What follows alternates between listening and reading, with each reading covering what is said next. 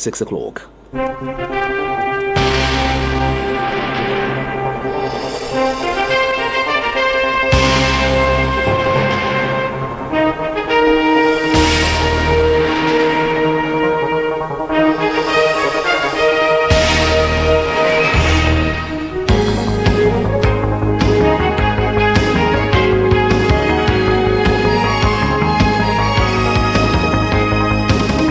Good morning and happy new month. Here is the news at dawn on Premier FM 93.5. First, the headlines. Federal government set to end electricity subsidy by next year. INEC moves to publish personal particulars of presidential candidates today. Governor Makinde sets a panel to probe Oyo abduction. What happened this day in history? Find out in our Lest You Forget segment.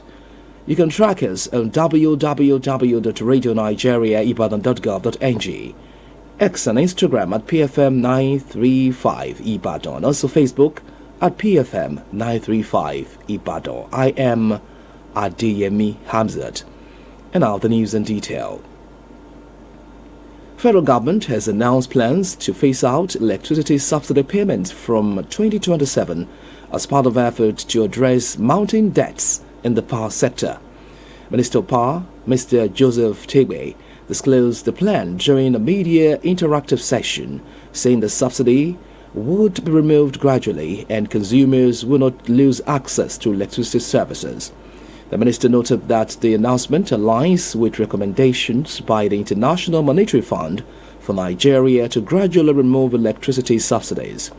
The government has previously put the subsidy burden at about 3 trillion naira as of February 2024, while the Association of Power Generation Companies said GENCOs owed roughly 6.5 trillion naira. The minister also said there is no immediate plan to increase electricity tariffs. Independent National Electoral Commission (INEC) will today make available for public inspection the personal particulars of all presidential National Assembly candidates contesting in the 2027 general elections.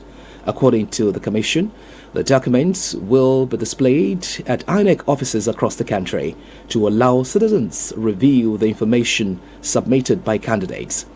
The move is part of INEC's statutory obligation under the Electoral Act, which requires the Commission to publish candidate details for transparency and public scrutiny ahead of elections. The newly appointed Registrar of the Joint Admissions and Matriculation Board, JAMB, Dr. Segun Aina, has pledged to make the protection of the examination body's integrity its foremost priority in office. The Professor of Computer Engineering stated this during a formal handover ceremony at JAMB's national headquarters in Buhari, Abuja. Said that integrity remains the cornerstone of any credible institution, warning that technological advancement and operational efficiency lose their value when not anchored on trust and transparency. The new registrar signaled a hard-line stance against examination malpractice and admission-related fraud, declaring that his administration would leave no room for individuals or groups seeking to undermine the credibility of the nation's tertiary admission process.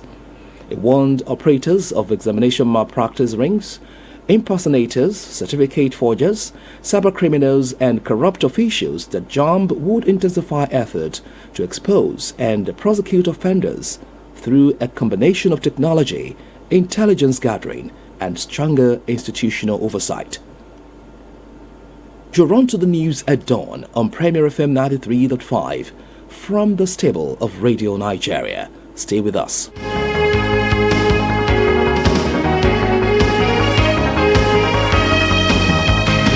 Thank you for being there with us. You're still listening to the news at dawn on Premier FM 93.5. This day in 2021, Police Service Commission suspended the Deputy Commissioner of Police and Head Intelligence Response Team IRT of the Nigerian Police Force, Mr. Abba Kyari, following his indictment by the report of the U.S. Federal Bureau of Investigation, FBI, on Hush Puppy. And after the rest of the stories. Oyo State Governor, Engineer Seyi Makinde, has inaugurated an 8-member Judicial Commission of Inquiry to investigate the abduction of students and teachers at Esiele and Yawota communities in Orire local government area of the state. The commission, which is chaired by Professor Mojeed Owade, was inaugurated at the Executive Council Chamber, Governor's Office, Secretariat, Agodi Ibadan.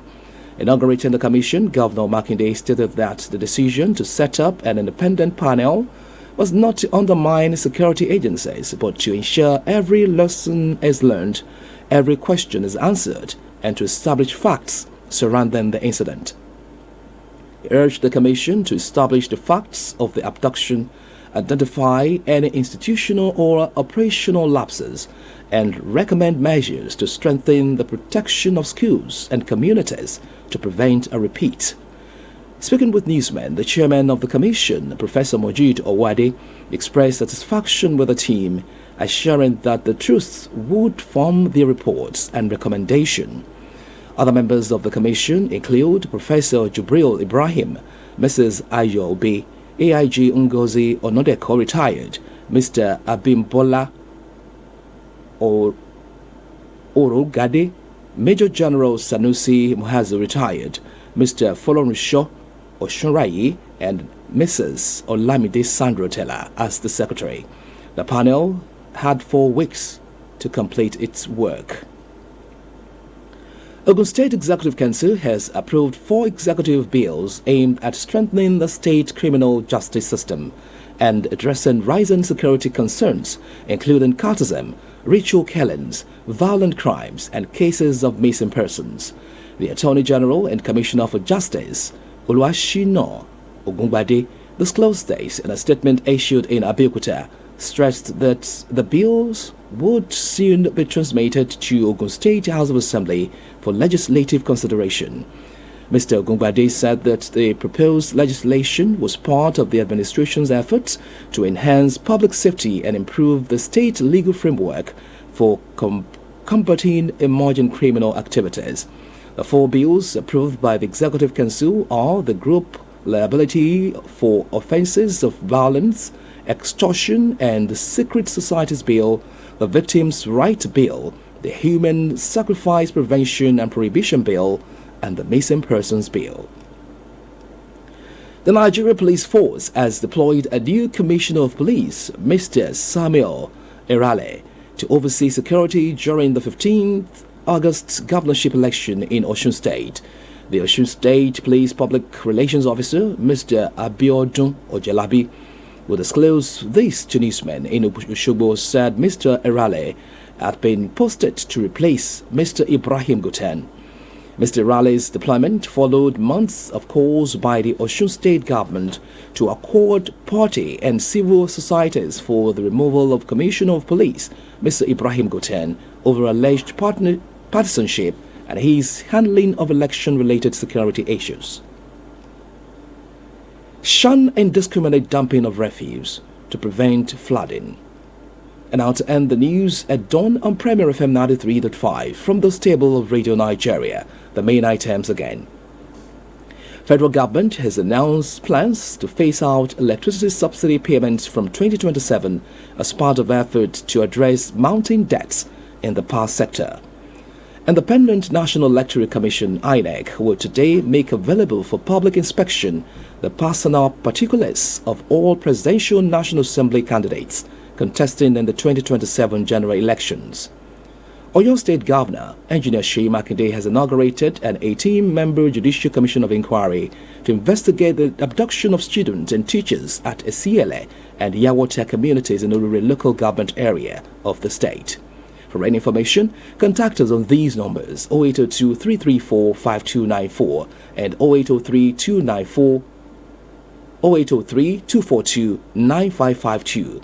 Or visit us at number 617 Jibowu Crescent, Yangon Quarters, or by the Bimpe Road, Old Bagi, Dubai, Ibadan. You can track us on www.radionigeriaibadan.gov.ng, X and Instagram, and Facebook at PFM935 Ibadan. And that ends the news at dawn on Premier FM 93.5, edited by Blessing Adesoya. I am Adeyemi Hamzat. Thank you for listening. Good morning and happy new month again.